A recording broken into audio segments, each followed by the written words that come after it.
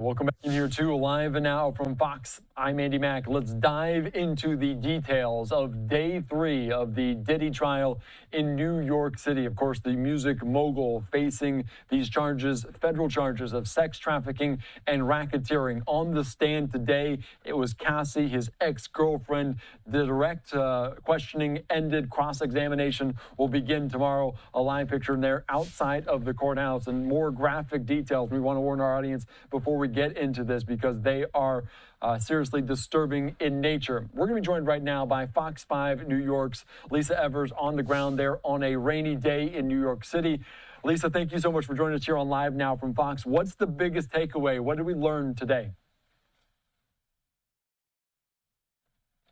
Bombshell testimony that was given by Cassie Ventura. I was in the courtroom here on the 26th floor in the building you see right behind me, federal court here in Lower Manhattan, and all the tension was building all day long, hour by hour since early this morning. She's describing the freak-offs, hundreds of freak-offs that she says she had during the course of her relationship with Sean Diddy Combs. They were happening almost weekly, lasting 1 to 4 days. They were taking drugs. Then she said she developed an opiate addiction because she had to take downers in order to just numb herself afterwards. She was in physical pain. She had physical ailments like UTIs, but was still forced to, in her words, participate in these freak-offs. And then as her dissatisfaction grew with the freak-offs, and she was seeing very clearly that there was no way she was going to have anything resembling a normal, healthy family-type relationship with Sean Diddy Combs, she started to try to get away from him and to build her own life independently.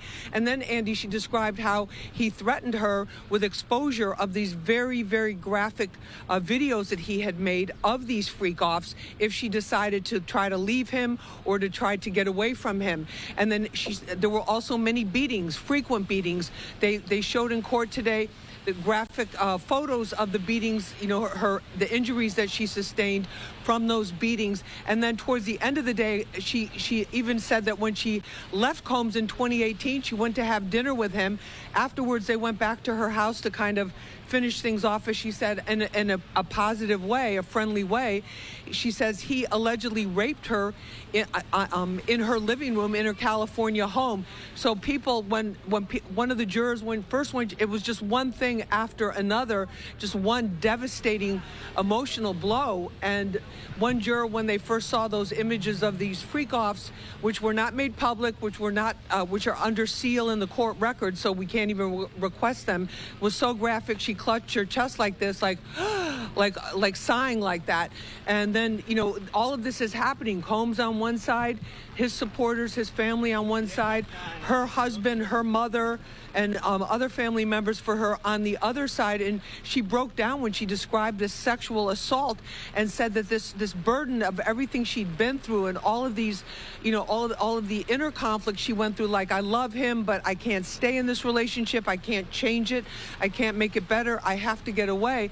And that even in 2023, when she was now married to Alex Fine, who was in the courtroom for her husband, who's been very protective and supportive of her, they had already had 2 kids by 2023. She said that she turned to him one night. She just felt so burdened by everything that she basically said to him, listen, you can raise these kids on your own. You don't need me. I'm worthless. And then she tried to leave the house to go do self-harm, as she put it. And he stopped her and basically saved her life at that point. And then the final piece of bombshell testimony came when she revealed that she received $20 million to settle that civil suit that started this whole thing in November of 2023, Andy. So a tremendous amount there, and it was just getting more emotional and more intense throughout the day, as you can imagine, Andy. I can only imagine what you were witnessing there inside the courtroom. And of course, as we noted, you noted that the jury, some of the lawyers, the judge can see some of these images of these freak-offs, the videos, the photos. You mentioned the Cassie's reaction. Diddy also apparently looked at some of these images in a binder. Did you witness that moment?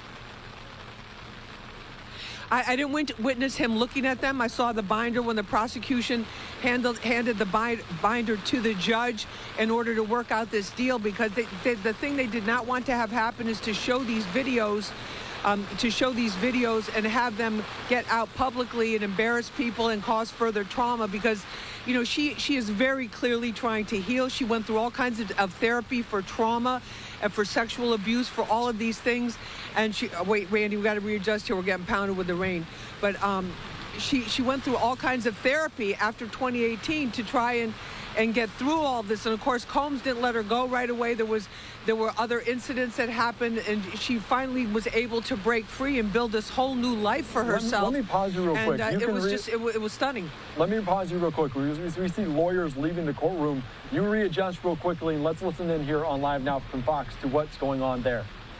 In the coming weeks, but I'm not going to give a date, but as you can see in court, she's very pregnant. She's about to give birth, but she's holding up strong.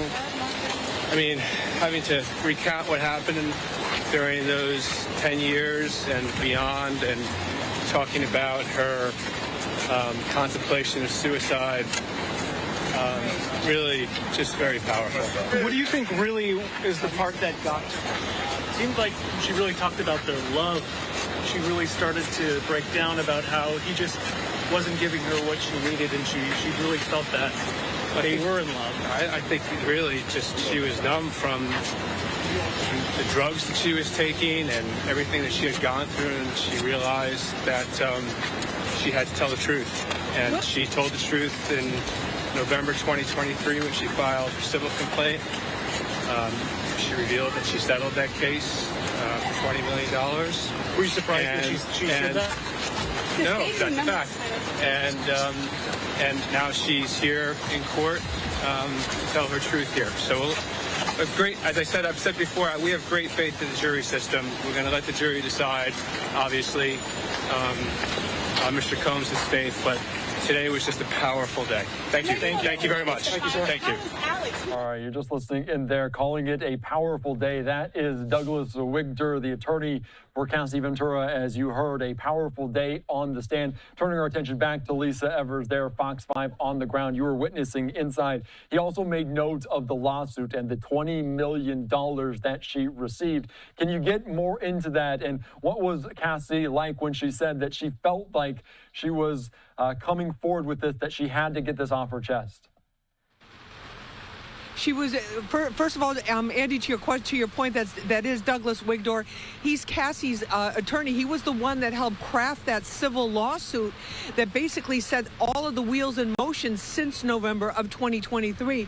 And the reason it became public was because Diddy had refused to settle it out of court. The paperwork was filed, and the paperwork was only in the system for about 24 hours, but it was so explosive that the information leaked out, and then that's what set everything off into motion here. But he's handled other high-profile cases, and he has been with her. He was sitting with her mother, with Cassie's mother, and with her husband and the family in that row that they had in the courtroom. And it's just been very emotional. Cassie broke down talking about the sexual assault. She kept it together.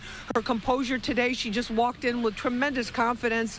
And we could see Combs keeping his eye. He was transfixed as soon as she passed the defense table where he was seated with his attorneys and walked up to the witness stand in the court.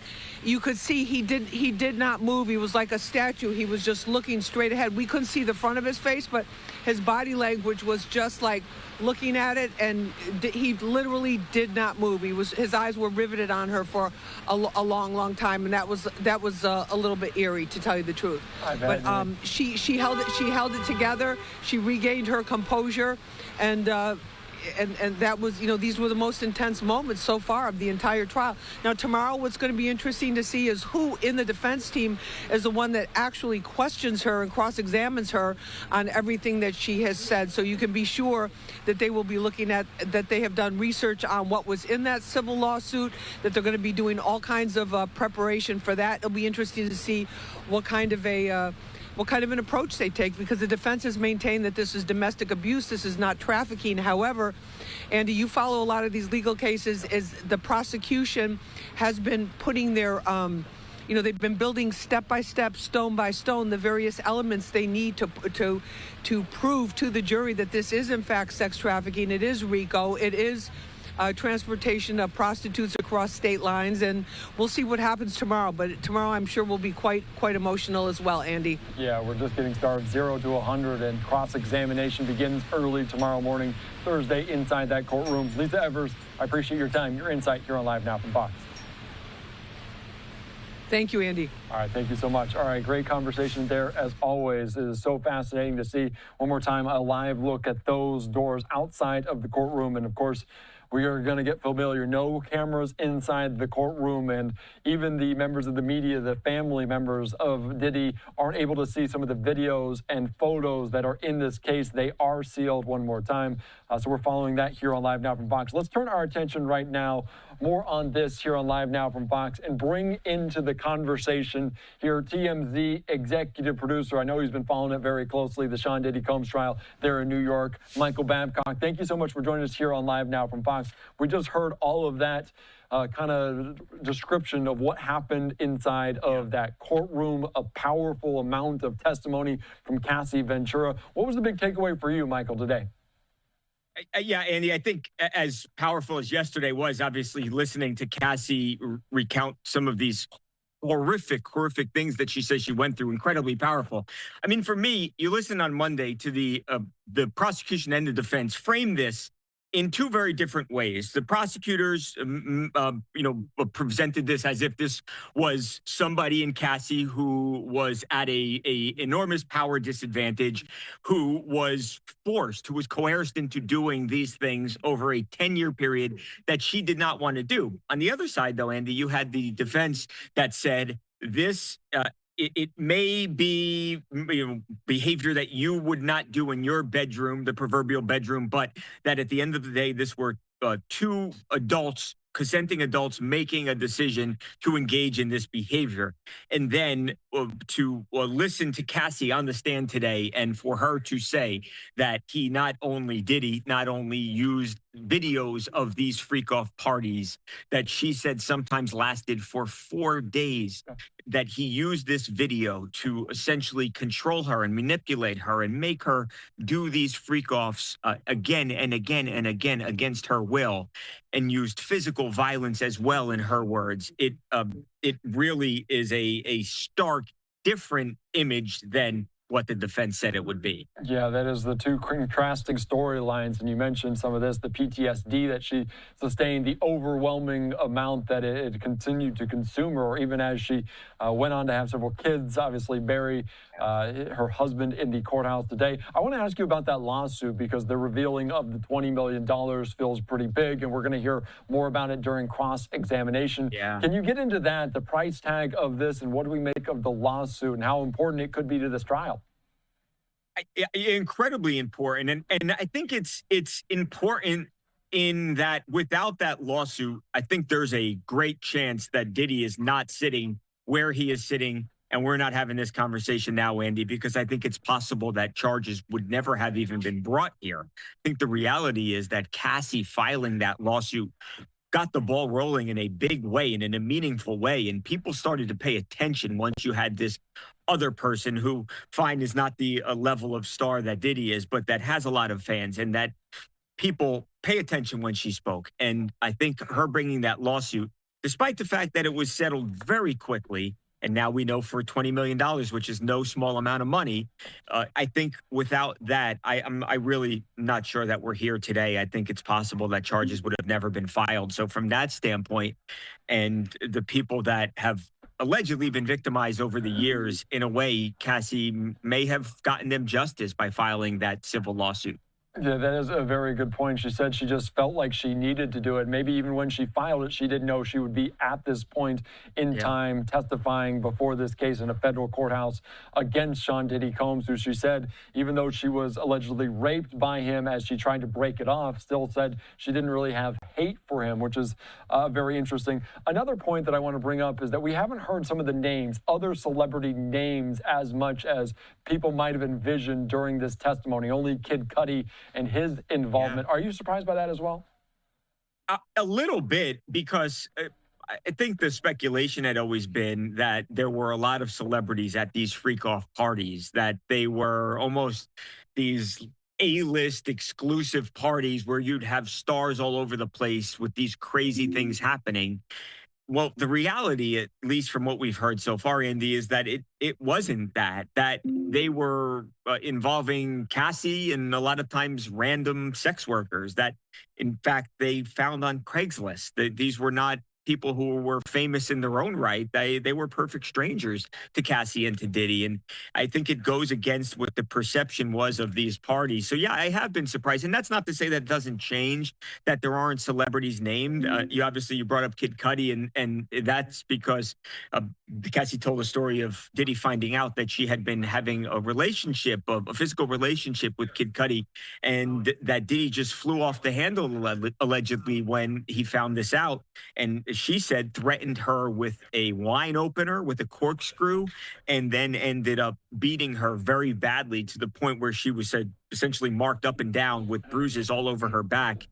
And that's why Kid Cudi came in. So it was sort of on the periphery that Kid Cudi's name was even brought up here. Yeah, that is a very good point. No names coming up so far. We'll see if that changes during cross-examination. Tomorrow is also interesting, that video inside of the Intercontinental Hotel in Los Angeles, that we really saw the genesis of what that fight stemmed from.